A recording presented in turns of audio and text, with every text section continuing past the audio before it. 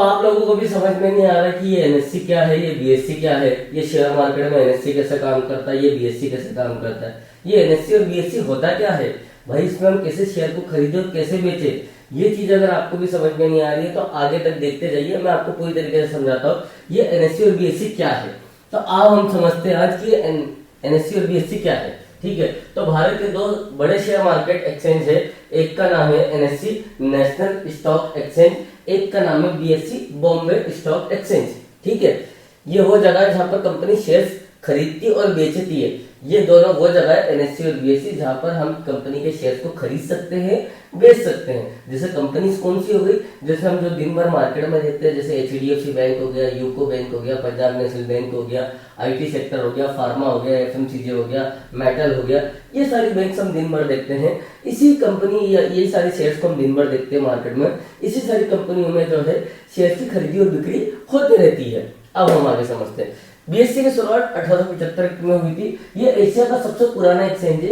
NSC की शुरुआत 1992 में हुई थी, ये सबसे लीडर है। ठीक है, तो भैया एशिया का सबसे बड़ा बाजार जो है वो हमारा बीएससी है और एनएससी जो है 1992 का सबसे लीडर बाजार है। ठीक है, इससे पहले भी दुनिया भर में बाजार है, जैसे भाई अमेरिका में भी, लंदन में भी है, न्यूयॉर्क में भी है, हर जगह के अलग अलग बाजार है। तो हमारे यहाँ दो एक्सचेंज है, एक नेशनल स्टॉक एक्सचेंज और एक बॉम्बे स्टॉक एक्सचेंज। बीएससी थोड़ा पुराना है, एनएससी थोड़ा नया है। बीएससी प्राइवेट है, एनएससी गवर्नमेंट है।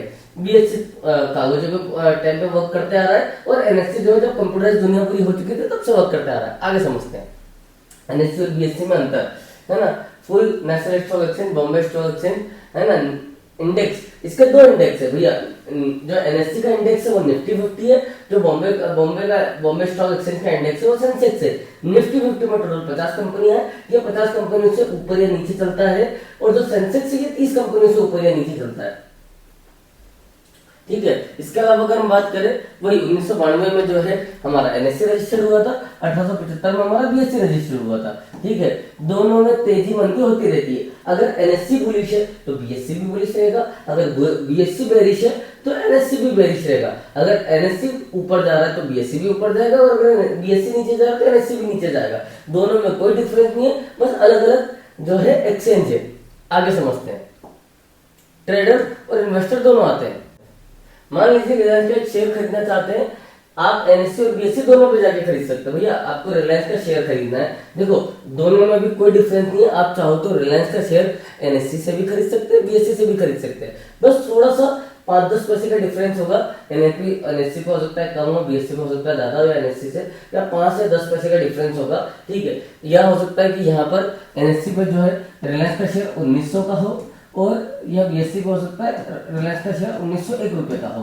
ठीक है, तो कोई भी डिफरेंस नहीं है, बस सेम ही है ना। तो जो शेयर एनएससी पे दिख रहा है वो बीएससी पे भी है, और जो शेयर बीएससी पे दिख रहा है वो एनएससी पे भी है। टोटल एनएससी में 2000 कंपनियां रजिस्टर्ड है ना, और टोटल अगर हम बीएससी में बात करें तो 6000 कंपनियां रजिस्टर्ड है। ठीक है, ऐसे अगर हम बात करें तो एनएससी में टोटल जो है ये जो 2000 कंपनियां एनएससी में रजिस्टर्ड है वो बीएससी में भी है, और जो बीएससी में 6000 कंपनियां उसी में से कुछ 2000 कंपनियां एनएससी में भी रजिस्टर्ड है। ठीक है, आगे समझते हैं। अब आपको समझ में आ गया होगा एनएससी और बीएससी क्या है। ठीक है, तो प्लीज लाइक, शेयर, कमेंट और सब्सक्राइब कीजिए। और मैं अच्छे से आपको एक बार समझाता हूँ। देखो ये दो एक्सचेंज है इंडिया में, एक है नेशनल स्टॉक एक्सचेंज, एक बॉम्बे स्टॉक एक्सचेंज। यहाँ पर दोनों जगह कंपनियां आकर रजिस्टर्ड होती है और फिर शेयर्स की बिक्री हम करते हैं, है ना। जैसे मान लो मेरी कंपनी का नाम है सीखो ट्रेड 2.0, तो अब मेरी कंपनी एनएससी और बीएससी पे जाकर रजिस्टर्ड होगी। फिर आप जैसे और मेरे जैसे लोगों ने शेयर को खरीद और बेच सकते हैं। इसके लिए पहले मुझे अपनी कंपनी का आईपीओ लाना पड़ेगा, फिर जैसे मेरी कंपनी का आईपीओ एनएससी और बीएससी पे आ जाएगा, फिर मेरी कंपनी शेयर बन जाएगी, फिर मैं दोनों कंपनी में शेयर को बाय सेल कर सकता हूँ और लंबा अच्छा खासा प्रॉफिट बना सकता हूँ। अगर आपको अच्छे से समझ में आ गया हो तो प्लीज लाइक, शेयर और कमेंट जरूर कीजिएगा। अगर आपको नहीं समझ में आया और एक बार आपके लिए दोबारा वीडियो बना के दोबारा सिखाएंगे आपको कि एनएससी और बीएससी क्या है। Thank you.